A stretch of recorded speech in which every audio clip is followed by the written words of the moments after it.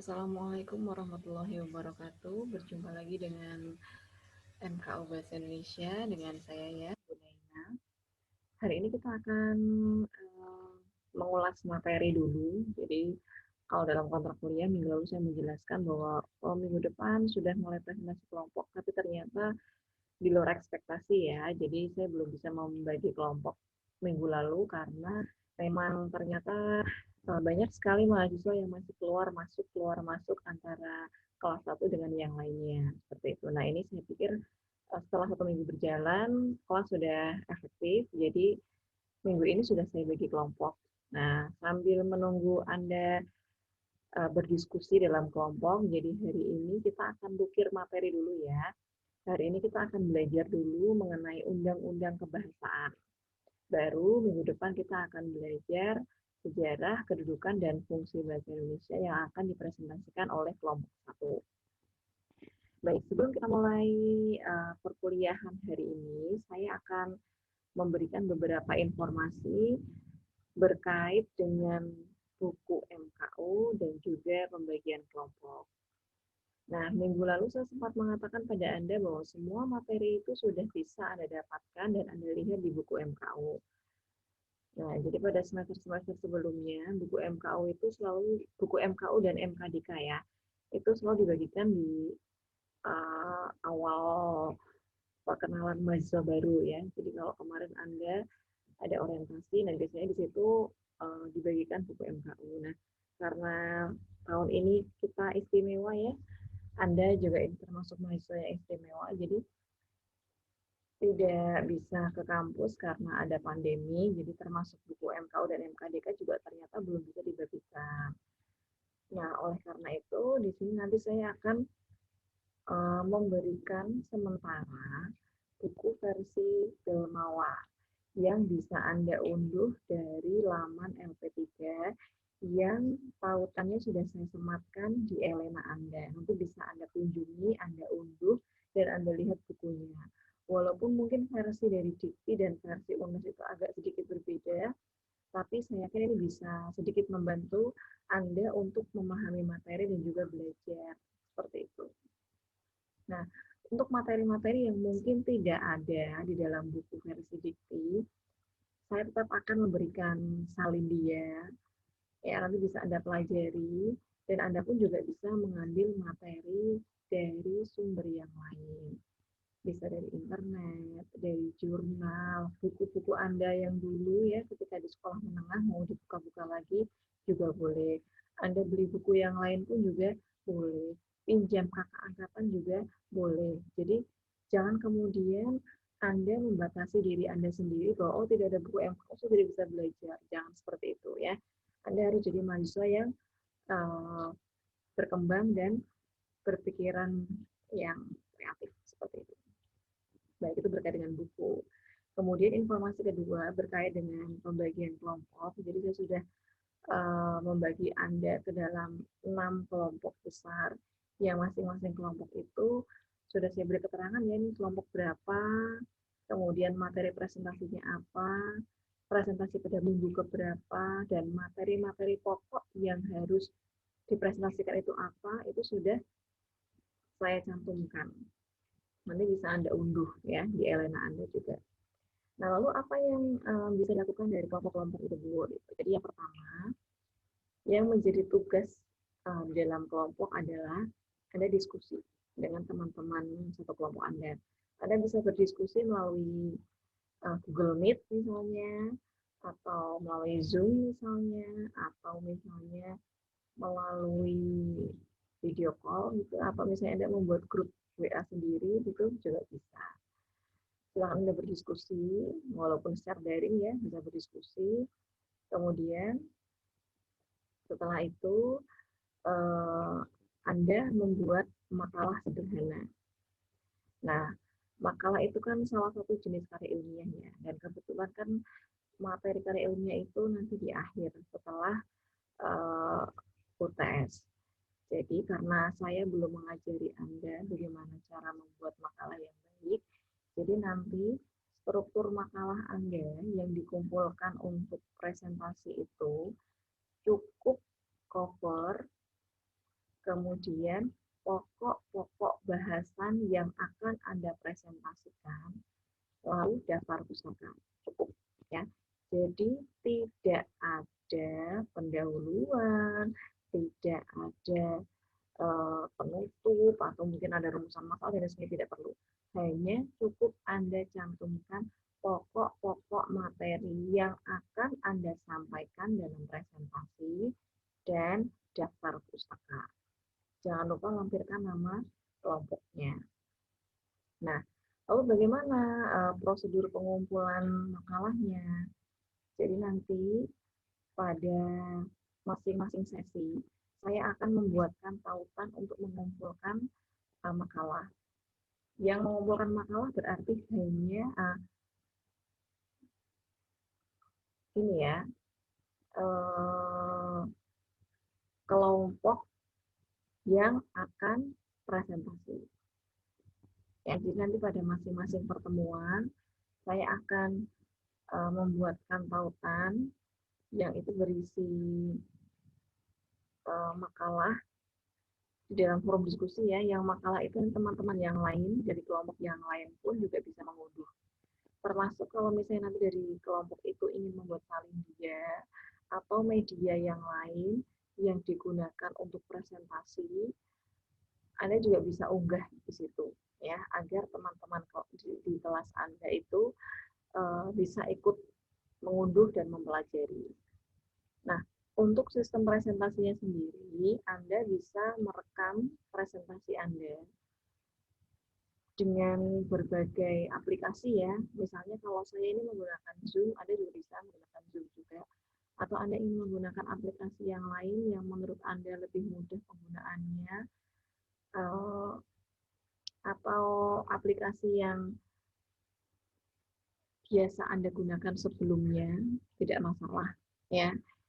Yang penting Anda merekam hasil presentasi Anda itu nanti diunggah agar teman-teman satu kelas bisa menyimak. Setelah selesai menyimak, nanti baru kita melakukan proses diskusi dalam forum seperti itu ya. Baik, itu adalah pengumuman sebelum kita mulai materi. Nah, sekarang kita akan mulai materinya ya. Jadi hari ini kita akan belajar mengenai undang-undang kebahasaan. Nah, mungkin Anda ya, di antara Anda bertanya-tanya, apa sih itu undang-undang kebahasaan? Gitu ya. Jadi ternyata ada ya undang-undangnya ya dalam bahasa Indonesia itu. Kalau misalnya kita berbicara mengenai undang-undang, ya identiknya dengan apa sih? Gitu ya.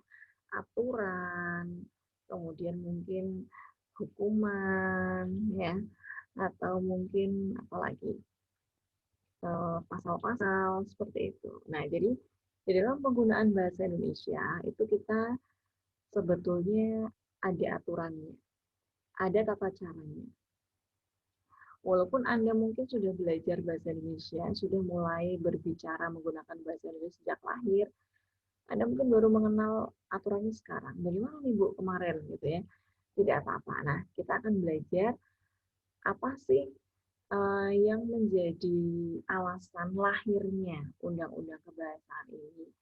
Lalu apa sih isi dari Undang-Undang Kebahasaan itu sendiri? Nah, jadi kan di sini salindia saya ini saya berikan judul adalah Implementasi Undang-Undang Nomor 24 Tahun 2009 tentang Bahasa sebagai Upaya Menghadapi Tantangan Era Globalisasi. Jadi apa gitu ya pentingnya kita belajar Undang-Undang Kebahasaan ini? Kenapa kita harus belajar? Gitu ya. Undang-Undang Kebahasaan itu sendiri merupakan Undang-Undang Nomor 24 Tahun 2009. Nanti di sini sudah saya berikan ini ya bahannya juga. Nanti Anda selain bisa membaca, Anda juga bisa mengunduhnya sendiri melalui internet.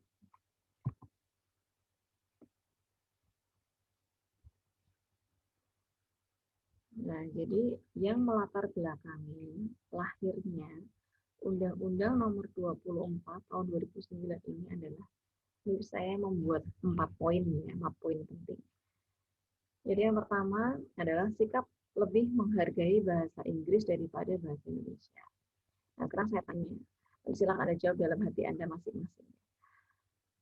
ketika misalnya ada teman Anda yang berbicara menggunakan bahasa Inggris atau campuran bahasa Indonesia dan bahasa Inggris, apa yang Anda rasakan? Apakah Anda merasa bahwa teman Anda itu lebih keren? Atau mungkin Anda merasa bahwa teman Anda itu, wow, ini kayaknya pintar nih. Wow, ini keren banget bisa berbicara bahasa Inggris. Nah, ada yang berpikiran seperti itu? Nah, ini walaupun itu bagus ya, artinya berbicara bahasa asing itu kan tidak selamanya salah. Tapi ketika kita mencampur adukan, kemudian merasa bangga menggunakan bahasa asing dibandingkan bahasa Indonesia, itu rasa cinta terhadap bahasa Indonesia Anda itu sudah mulai luntur, ya walaupun sedikit, tapi itu sudah mulai luntur. Lalu alasan yang kedua adanya pemelesetan lafal dan ejaan. Nah, di sini Anda sering kali ya kalau misalnya melihat iklan di TV, misalnya ada kata cius, kemudian ada kata ini apa, kemudian ini kalau sekarang yang lagi ngetren ya, misalnya ada kata santuy ya, kemudian apa lagi? Ya pasti Anda banyak lah ya, apalagi Anda pelaku dan juga pengguna juga. Silahkan nanti Anda analisis. Siapa yang sering melesetkan lafal dan ejaan? Nah, apa saja contohnya? Coba Anda cari. Lalu alasan yang ketiga adalah bentuk penyingkatan kedua bahasa. Jadi misalnya ada yang ditanya temannya, janjian mau berangkat kuliah bareng. Misalnya kalau udah nggak pandemi ya. Lagi di mana nih? Gitu. Atau udah sampai mana? Jawabannya apa biasanya? OTW gitu ya. Kemudian ada teman yang ulang tahun. HBD ya. Nah, misalnya kayak gitu. Lalu alasan berikutnya, pengacauan fungsi huruf kecil, huruf besar, angka, dan tanda bahasa yang sering dikenal dengan ragam bahasa alay. Jadi misalnya angka 4 sebagai pengganti huruf A, kemudian angka 9 sebagai pengganti huruf G, lalu dan lain sebagainya ya. Siapa di sini yang masih suka seperti itu? Nah, hati-hati ya, harap Anda bertaubat ini sebelum kita bahas lebih lanjut mengenai undang-undang kebahasaan. Nah, kalau misalnya kita lihat dari alasan-alasan ini ya, empat hal pokok ini ternyata kita sering kali menjumpai dalam kehidupan sehari-hari. Bahkan mungkin Anda pun masih sering mengacaukannya sampai saat ini. Ya, ngaku atau tidak, saya yakin Anda semuanya pernah menjadi pelaku, ya, pernah melakukan kesalahan ini. Nah, karena terjadinya ada ini ya, perusakan bahasa yang terjadi di dalam kehidupan sehari-hari, bahkan mungkin pelakunya itu hampir seluruh masyarakat Indonesia ya, dibutuhkan sebuah pembinaan bahasa. Nah, bentuk atau perwujudan dari pembinaan bahasa ini adalah dengan lahirnya Undang-Undang Nomor 24 Tahun 2009. Yang isinya apa? Mengenai bendera, bahasa, dan lambang negara serta lagu kebangsaan. Jadi ada banyak sekali ini pasalnya. Yang salah satu isinya itu adalah mengenai kebahasaan. Nah, jadi kenapa sih ada Undang-Undang Nomor 24 Tahun 2009 ini? Ya, jadi di sini adalah alasan yang pertama sebagai laku politik. Ya, jadi digunakan untuk apa? Upaya untuk mempertahankan ya konsistensi penggunaan bahasa Indonesia dalam era globalisasi. Nah, sekarang bisa Anda bayangkan ya, apa jadinya kalau misalnya seluruh penduduk Indonesia itu menggunakan bahasa alay? Apa jadinya jika seluruh bahasa Indonesia, seluruh masyarakat Indonesia itu menyalahgunakan bahasa Indonesia? Nah, kalau misalnya ini sudah kita pada dalam materi sejarah ya, tapi materi sejarah belum kita pada sedikit saya singgung saja.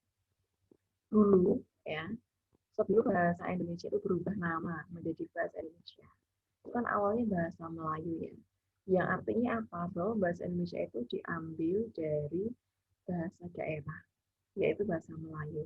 Yang artinya lagi bahwa bahasa yang digunakan saat itu pelafalannya atau kosakatanya itu pasti berbeda dengan apa yang kita ungkapkan dari ini, ya. Yang namanya bahasa Melayu itu kan bahasa asli ini ya, bahasa asli yang ada di Sumatera dan sekitarnya. Atau misalnya Anda mungkin dari daerah yang di luar Sumatera, kalau Anda masih sering lihat kartun anak-anak ya, itu Ipin Upin, nah itu kan bahasa masih menggunakan bahasa Melayu, masih serumpun bahasa Melayu. Nah,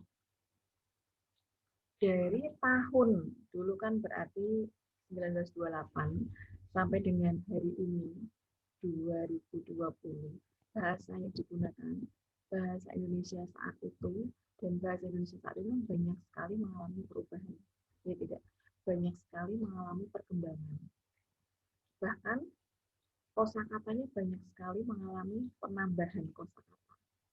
Nah, bisa dibayangkan tidak apa yang terjadi 100 tahun yang akan datang kalau kita tidak mempertahankan eksistensi bahasa Indonesia. Kalau bahasa Indonesia itu tidak digunakan dengan baik dan benar, bisa-bisa bahasa Indonesia itu punah, ya, berganti menjadi bahasa alay mungkin ya, karena kebanyakan orang menggunakan bahasa alay yang mencampur adukan, bahkan mungkin memplesetkan. Nah, itu kan sangat disayangkan. Nah, jadi kalau misalnya kita bahas ya, fungsi bahasa Indonesia ini juga sebenarnya materi minggu pertama, nanti bisa ditambahi atau digali lebih oleh kelompok satu. Bahwa fungsi bahasa Indonesia itu kan ada banyak ya. Sebagai jati diri bangsa, artinya apa? Bahwa kita itu harus bangga menggunakan bahasa Indonesia. Ketika ditanya orang menggunakan bahasa Indonesia, berarti dia adalah orang Indonesia. Bangga tidak menggunakan bahasa Indonesia. Nah, wujud kebanggaannya dengan apa? Menggunakan bahasa Indonesia yang baik dan benar. Dan fungsi yang lain nanti dibahas oleh kelompok satu. Ya. Nah, sebetulnya apa sih dampak negatif dari globalisasi ini kalau kita kaitkan dengan bahasa Indonesia? Apa pengaruhnya sih Bu? Gitu ya, banyak sekali pengaruhnya. Ya. Jadi yang pertama tadi ya, lunturnya kecintaan dan kebanggaan bahasa Indonesia terhadap bahasa Indonesia. Ini contohnya, ini ya. Jadi kalau lunturnya kecintaan, contohnya bagaimana? Nah ini misalnya banyak sekali iklan dan tulisan yang dipasang di ruang-ruang publik itu cenderung menggunakan bahasa asing. Misalnya dalam iklan, ya, iklan-iklan saat ini kan lebih banyak ini ya, kayaknya mencampur adukan bahasa Indonesia dan bahasa asing. Atau penamaan produk, ya, penamaan produk itu kebanyakan sekarang menggunakan bahasa asing. Misalnya nama-nama makanan, makanan kalau misalnya ini ya jajanan anak saya misalnya superstar, atau misalnya kebutuhan ibu-ibu ini sehari-hari deterjen namanya Attack. Nah, kemudian kalau misalnya makanan-makanan anak-anak kos Indomie. Nah, atau misalnya apa sih kalau nama mie yang lagi sekarang ya, Tamiya dan lain sebagainya itu kan menggunakan bahasa asing. Kenapa sih menggunakan bahasa asing ya? Karena para produsen itu merasa ya produk-produk yang menggunakan bahasa asing itu lebih keren dan lebih menarik seperti itu. Padahal sebetulnya menggunakan bahasa Indonesia tidak ada salahnya ya, dan tetap menarik dan tetap laku. Jadi misalnya ada mie yang namanya mie sukses, diiklankan juga laku ya kan. Ada mie sedap juga laku ya kan. Kemudian misalnya ada kental manis cap enak. Nah, ya kan itu juga laku. Nah, artinya apa? Bahwa seharusnya kita berbangga gitu menggunakan bahasa Indonesia, produk menggunakan bahasa Indonesia. Coba kalau misalnya Anda ya, ini secara jujur saja. Ini silakan nanti Anda jawab. Sebenarnya kalau diskusi seperti ini memang lebih enak kita bertemu langsung ya, lebih enak nanti Anda menjawab sendiri. Kita diskusinya juga lebih hidup. Kalau misalnya Anda dihadapkan dengan dua jenis sabun colek gitu ya, atau mungkin dua jenis sabun cuci piring. Yang satu mereknya Sunlight, yang satu mereknya Dangdut atau Krim Ekonomi. Coba Anda lebih tertarik yang mana? Nah, pasti jawabannya Sunlight, ya kan? Dari namanya aja kayaknya udah keren gitu loh ya. Nah, itu dia yang kenapa sih Bu kok bisa seperti itu gitu ya. Nah, sebetulnya itu juga kalau kita ambil apa sih ya analogika terbaiknya. Kenapa produser itu membuat nama-nama produknya itu menggunakan bahasa asing? Ya karena sebetulnya adalah alasannya konsumen, ya kan menarik konsumen kan. Kenapa? Nah, kalau misalnya konsumen sendiri bangga menggunakan bahasa Indonesia, nggak mungkin produsennya itu menggunakan nama-nama berbahasa asing gitu. Jadi itu sebetulnya yang membuat para produsen menamai menggunakan bahasa asing ya para konsumen kita sendiri, kita semua penggunanya itu gitu loh. Yang mindsetnya atau loh ini saya menggunakan kata mindset, padahal seharusnya jangan mindset ya. Saya pola pikir, nah itu, nah kita diri kita sendiri pola pikirnya saya berpikir bahwa bahasa Indonesia itu bagus gitu loh, bahasa Indonesia itu menarik, bahasa Indonesia itu keren. Nah, sehingga nanti dari produsen juga akan membuat nama-nama menggunakan bahasa Indonesia. Contoh yang lain misalnya ini ya, nama-nama ini loh, kayak misalnya perumahan, ya. Kalau perumahannya itu namanya menggunakan bahasa asing, contohnya Green Village, nah dibandingkan dengan hijau asri, nah seperti itu pasti lebih laku yang Green Village. Nah gitu loh. Nah ini yang harus kita evaluasi bersama-sama. Kemudian yang kedua ini ya, penggunaan bahasa Indonesia yang tidak sesuai dengan kaidah bahasa Indonesia yang baik dan benar. Contohnya bagaimana? Nah ini, para pelajar itu lebih senang dan bangga ketika belajar dan mampu berbahasa asing dibandingkan bahasa Indonesia. Ini tadi sempat kita bahas di awal ya. Jadi ketika misalnya ada teman Anda yang menggunakan bahasa asing ketika presentasi atau mungkin campuran bahasa Indonesia dan bahasa asing, mesti Anda merasa bahwa wah ini anak keren ya, wah ini anak pinter ya. Nah, padahal ya biasa aja gitu ya. Kita boleh kok menggunakan bahasa asing tapi pada tempatnya. Kemudian berikutnya kurangnya perhatian dan ini ya, kurangnya perhatian terhadap pengembangan, pembinaan dan perlindungan bahasa Indonesia. Nah ini seringkali pada forum-forum yang bersifat nasional atau internasional yang diselenggarakan di Indonesia, orang itu cenderung menggunakan bahasa asing, ya. Karena merasa apa ya, kayak menggunakan bahasa asing itu kayaknya lebih menjual gitu loh ya. Jadi penamaan seminar menggunakan bahasa asing, penamaan atau mungkin mengawali ini ya presenternya atau pewaranya itu juga menggunakan bahasa asing. Nah ini merasa bahwa wah menggunakan bahasa asing kayaknya lebih menjual nih, lebih keren. Nah ini harus dikurangi. Nah banyak sekali kemudian dampak negatif yang muncul ketika ada globalisasi. Nah ini ya, tiga ini apa saja? Yang pertama, muncul kekerasan verbal, fenomena kekerasan verbal.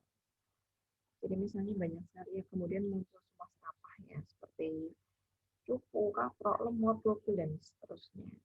Lalu banyak kemudian muncul bahasa bahasa kasar, atau yang sering yang lagi ngetren kemarin itu sempat bahas oleh banyak ahli bahasa ya, anjay, dan lain sebagainya. Bagaimana Anda memaknainya? Nah, ini silahkan Anda berkomentar ya. Kemudian banyak juga muncul sindiran-sindiran. Lalu muncul juga yang namanya fenomena alih kode. Apa sih itu fenomena alih kode? Fenomena alih kode itu adalah fenomena beralih bahasa, beralih tuturan. Jadi yang awalnya menggunakan bahasa Indonesia, beralih menggunakan bahasa asing atau mencampurkannya. Nah, kemudian muncul juga ini penyingkatan kata-kata. Nah, di sini saya mau memberikan beberapa contoh. Sekarang coba Anda lihat. Tanpa Anda lihat bagian tulisan yang berwarna ini, ketika saya ngeblok ini ya, Rims, Anda kan tanpa membaca keterangannya ini maksudnya apa, Anda sudah paham ya ini maksudnya apa. Nah, ini Anda juga pasti sudah tahu maksudnya apa. Apalagi ini ya. Ini kan juga pasti Anda ini pernah jadi pelaku-pelaku seperti ini. Nah, karena tadi ya, banyaknya fenomena-fenomena yang merusak bahasa Indonesia, dibutuhkan apa? Pengembangan, pembinaan, dan perlindungan terhadap bahasa Indonesia. Oleh karena itu, muncullah yang namanya Undang-Undang Nomor 24 Tahun 2009. Nah, itu ya jadi alasannya kenapa ada undang-undang ini. Nah, akan tetapi ternyata ya, banyak orang yang belum tahu mengenai undang-undang kebahasaan ini, ya. Bahkan mungkin termasuk Anda ya, Anda mungkin juga baru tahu bahwa ada undang-undang kebahasaan itu setelah ikut MKU Bahasa Indonesia. Nah, artinya apa? Karena banyak yang belum tahu, banyak yang mungkin belum disosialisasikan secara merata juga. Sehingga apa? Banyak orang yang masih menyalahgunakan, banyak orang yang masih melakukan pelanggaran terhadap undang-undang kebahasaan ini. Jadi contohnya nih ya, pada pasal 28 Undang-Undang Nomor 24 Tahun 2009. Salah satu surat kabar daerah mengabarkan bahwa Presiden Susilo Bambang Yudhoyono berpidato menggunakan bahasa Inggris dalam pembukaan konferensi tingkat menteri ke-16 Gerakan Non-Blok di Nusa Dua Bali. Nah, berita ini ternyata tidak hanya menuai kritik ya, tapi juga memberikan contoh yang tidak baik atau kurang baik bagi masyarakat. Nah, sebetulnya bunyinya apa sih pasal 28 itu? Coba kita lihat ya. Pasal 28 Undang-Undang Kebahasaan. Bahasa Indonesia wajib digunakan dalam pidato resmi Presiden, Wakil Presiden, dan pejabat negara lain yang disampaikan di dalam atau di luar negeri. Jelas di sini tertulis ya, wajib digunakan dalam pidato resmi.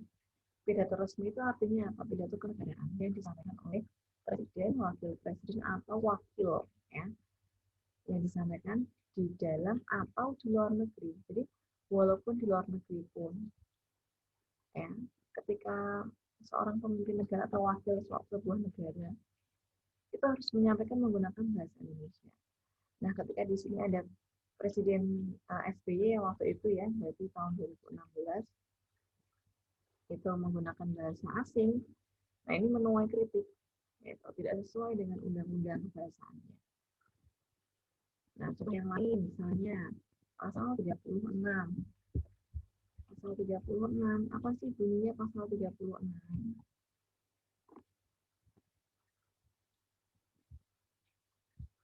Nah, kita lihat ya.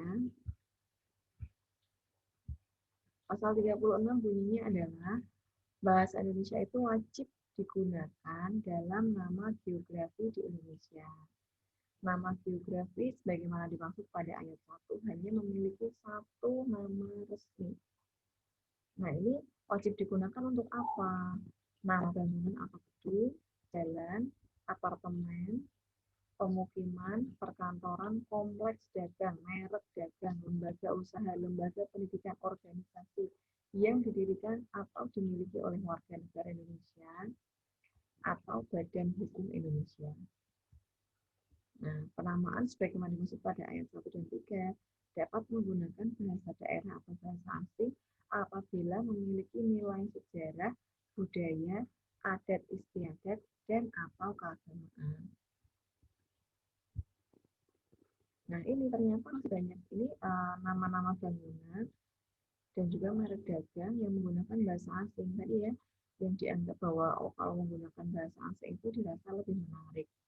Ini contohnya misalnya Park Hotel di Indonesia, Shopping Town, Pacific Place, dan lain sebagainya itu ya, nanti bisa Anda cari sekitar Anda pasti banyak sekali. Ini pelanggaran. Nah, contoh yang lain misalnya pelanggaran pasal 29. Pasal 29 itu apa sih? Gitu ya. Bunyinya.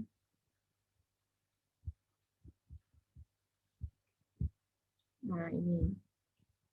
Bahasa Indonesia wajib digunakan sebagai bahasa pengantar dalam pendidikan nasional. Nah, bahasa pengantar ini boleh menggunakan bahasa asing untuk tujuan pembelajaran. Ya. Jadi kalau tujuannya pembelajaran, boleh menggunakan bahasa asing. Tapi seringkali orang ini ya menyalahgunakan. Tapi ini dulu ya, ini hanya contoh. Ketika waktu itu masih ada di Indonesia yang namanya sekolah berstandar nasional atau SBI atau RSBI seperti itu ya. Dulu itu kan ketika SBI atau SBI itu harus pembelajarannya harus menggunakan bahasa Inggris. Nah, padahal tadi jelas digunakan jelas tertulis ya bahwa harus menggunakan bahasa Indonesia. Nah, jadi kalau misalnya kita lihat banyak kali pelanggaran-pelanggaran yang ada. Bahkan mungkin Anda sebagai pengguna bahasa Indonesia, kalau Anda cermati masing-masing pasal, mulai dari pasal 26 sampai dengan ayat pasal 40, pasti setiap hari Anda itu melanggar. Ya, saya bisa memastikan bahwa Anda itu setiap hari melanggar. Pertanyaannya, apakah Anda pernah dihukum terhadap pelanggaran tersebut? Pasti tidak kan? Karena nggak ada polisinya, ya. Kalau misalnya Anda melanggar undang-undang lalu lintas, selain disemprit, Anda ditilang juga, ya, Anda dihukum sama polisi karena ada penegak hukumnya. Nah, sedangkan ini dalam undang-undang bahasa ada aturannya tapi tidak ada penegak hukumnya. Jadi Anda tidak pernah dihukum. Kalau tidak pernah dihukum, jadi seolah-olah bahwa itu kesalahan yang wajar. Nah, ketika banyak orang yang melakukan, jadi seolah-olah kesalahan itu menjadi hal yang tertutup kan, jadi seolah-olah nggak salah, tapi sebenarnya itu salah. Nah, ini kelemahannya, ya, kelemahan dari implementasi undang-undang bahasa. Jadi seolah-olah undang-undang tersebut tidak selesai dan undang-undang tersebut tidak dilengkapi dengan perangkat penegak yang kuat karena tidak ada hukumannya. Jadi seolah-olah awong ya cuma aturan aja kok gitu, tidak ada aturan, tidak ada hukumannya. Jadi ya sudah banyak orang yang kemudian melanggar. Nah, seharusnya bagaimana? Itu sebelum penutup ya. Jadi ini kelemahan berikutnya. Kelemahan yang berikutnya adalah yang tadi terjadinya pembiaran. Nah, terjadi pembiaran pada pelanggaran sehingga seolah-olah karena banyak orang yang melakukan kesalahan se-Indonesia itu kayak ini salah semua, jadi seolah-olah menjadi hal yang lazim kayak gitu, bahwa kesalahan itu hal yang biasa. Sudah tahu cius itu salah, malah jadi diiklankan, semua orang jadi ngomongnya cius semua, ya. Sudah tahu kalau santung itu salah, semua orang bilangnya santung semua. Nah, seperti itu ya. Nah, seharusnya bagaimana itu? Apakah harus ada polisinya sih, Bu? Apa harus ada hukumannya? Nah, pertanyaan berikutnya, apa Anda mau kalau dihukum setiap hari ketika karena Anda melanggar? Itu. Atas jawabannya tidak mau. Lalu bagaimana? Ya ini menanamkan kesadaran. Anda sebagai generasi muda, Anda harus menjadi pionir. Pionir apa? Pionir berbahasa yang baik dan benar. Minimal ketika Anda berbicara di ruang publik milik Anda sendiri gitu ya. Jadi misalnya ketika Anda membuat karir di sosial media, ketika Anda membuat status ya, atau ketika Anda itu berbicara di hadapan siapapun ya, mulailah jadilah pionir berbahasa yang baik gitu. Nah, sebagai penutup adalah ini, meskipun sudah ada undang-undang, ya ternyata masih banyak masyarakat yang tidak peduli dan mengabaikan. Dan ternyata masih sulit mengimplementasikan undang-undang ini. Nah, bagaimana? Ya, bahwa benar bahasa itu sifatnya fleksibel itu benar, ya, bahasa itu dinamis itu benar, bahasa mengikuti perkembangan zaman itu benar, ya. Tapi menjaga bahasa Indonesia sesuai dengan ajaran yang baik itu juga tidak ada salahnya. Untuk apa? Untuk menjaga eksistensi bahasa Indonesia, ya, untuk menjaga jati diri bahasa Indonesia, untuk tetap mempertahankan kecintaan terhadap bahasa Indonesia. Begitu, ya. Baik, terima kasih. Itu adalah sedikit penjelasan dari saya. Selanjutnya, apa yang masih menjadi pertanyaan di benak Anda? Saya yakin Anda masih punya banyak sekali pertanyaan ya di dalam benak Anda. Silahkan diutarakan. Mari kita diskusikan bersama pertanyaan-pertanyaan tersebut di dalam forum diskusi ya. Nanti silahkan Anda ketikkan di dalam forum diskusi. Teman-teman yang lain ya. Jadi Anda tidak harus bertanya, Anda boleh bertanya. Bertanya yang berbobot saja ya. Pastikan pertanyaan Anda itu memang tidak bisa dijawab oleh nalar Anda sehingga Anda harus bertanya kepada saya. Teman-teman yang lain boleh ikut menjawab, boleh menambahkan jawaban. Nanti akan saya tengahi di dalam proses diskusi ya. Nanti akan saya panggil dalam proses diskusi. Jadi jangan ragu untuk bertanya, jangan takut untuk bertanya, dan jangan takut untuk berpendapat. Ya, semua boleh berpendapat, semua boleh bertanya, semua boleh menambahkan. Baik, demikian yang bisa saya sampaikan. Terima kasih atas perhatian Anda. Wassalamualaikum warahmatullahi wabarakatuh.